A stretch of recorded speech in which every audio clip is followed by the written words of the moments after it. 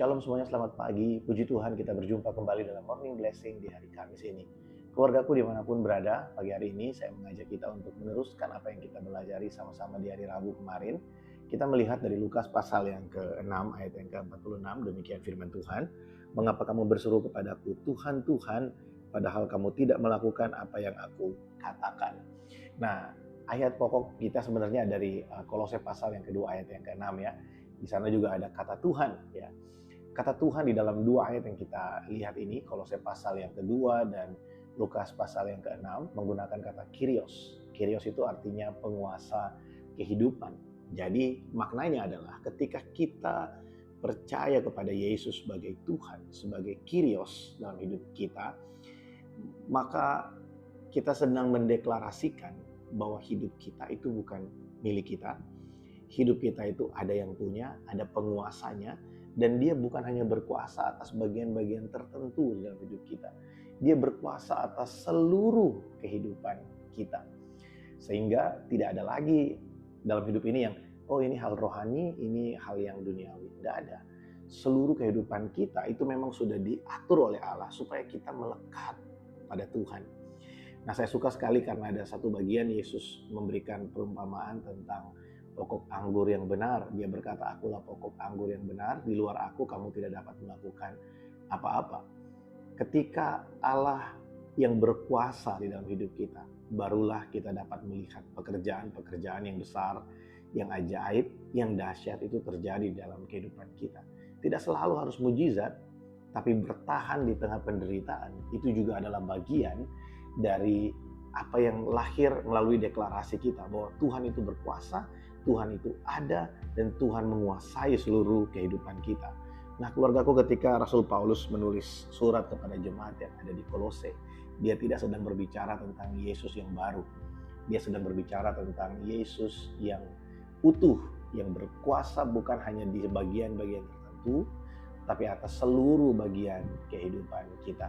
Coba kita cek kehidupan kita hari ini. Mungkin ada bagian-bagian yang kita rasa, bagian yang ini gak perlu Tuhan lah, saya mampu lakukan sendiri. Untuk bagian yang ini gak perlu Tuhan lah, saya bisa bikin sendiri. Tapi ada bagian-bagian yang sepertinya kita tuh harus berdoa sungguh-sungguh, harus mengandalkan Tuhan lebih daripada kekuatan kita. Seolah-olah intervensi Tuhan dalam kehidupan kita itu bergantung pada keputusan kita. Namun biarlah pagi hari ini kita disadarkan oleh firman Tuhan. Ketika kita menerima Dia sebagai Tuhan, sebagai Kyrios, berarti dalam hal yang paling kecil sekalipun, Tuhan berkuasa di sana. Tuhan melakukan kehendak-Nya di sana. Tuhan melakukan rencananya di sana. Tuhan berkuasa menentukan segala sesuatu yang ada dalam hidup kita, berdaulat dalam hidup kita. Bukan berarti Tuhan memaksakan kehendak-Nya bagi kita.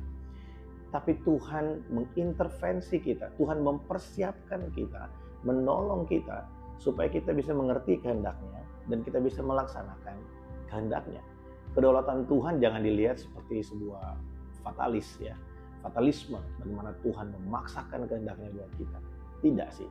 Kehendak Tuhan, kedaulatan Tuhan itu berarti Tuhan mampu melakukan apa saja tanpa membuat kita terpaksa. Nah, saya bersyukur karena kita melihat begini, tidak ada orang yang melakukan dosa atau taat kepada Tuhan tanpa kesadaran. Mungkin diawali dengan terpaksa gitu ya, terpaksa. Tapi ketika mau melakukan dosa atau mau melakukan ketaatan, kita melakukannya pasti dengan kesadaran.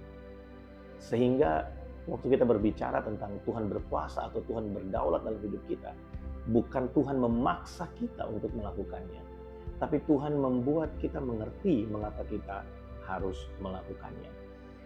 Itu kedaulatan Tuhan. Tuhan mampu mengubah hati manusia. Tuhan mampu mengubah kehidupan manusia. Hanya Tuhan yang mampu melakukannya. Hari ini saya bisa bersaksi buat saudara. Kalau saya melihat kehidupan saya hari ini dan dibandingkan dengan 10 tahun, 15 tahun yang lalu, 20 tahun yang lalu lebih tepatnya, mungkin sulit untuk bisa membayangkan hari ini saya menjadi seorang hamba Tuhan. Dan mungkin saudara juga bisa berkata hal yang sama. Dan untuk saudara yang hari ini sedang bergumul bahwa kehidupanmu hari ini sangat hancur, sangat rusak, hidupmu sangat berat, banyak pergumulan yang sepertinya nggak kunjung selesai, engkau sepertinya terikat dengan dosa yang sulit sekali untuk terlepas dari hidupmu. Kalau engkau menyerahkan hidupmu pada Tuhan hari ini, dan mendeklarasikan selalu, mengingatkan pada dirimu bahwa hidupmu adalah milik Tuhan, dan engkau mulai melangkah untuk memberikan hidupmu dipimpin oleh Tuhan, itu adalah awal perubahan terjadi dalam kehidupanmu. Nah, saya berdoa supaya Morning Blessing hari ini menjadi kekuatan buat setiap kita, memberikan kita inspirasi. Saya berdoa supaya Roh Kudus menerangi hati dan pikiran kita, supaya kita dimampukan olehnya untuk kita menyerahkan seluruh bagian hidup kita, bukan hanya sebagian, tapi seluruh bagian hidup kita, kita serahkan untuk dikuasai oleh Tuhan. Selamat beraktivitas di hari Kamis ini keluargaku. Tuhan Yesus memberkati setiap kita. Shalom.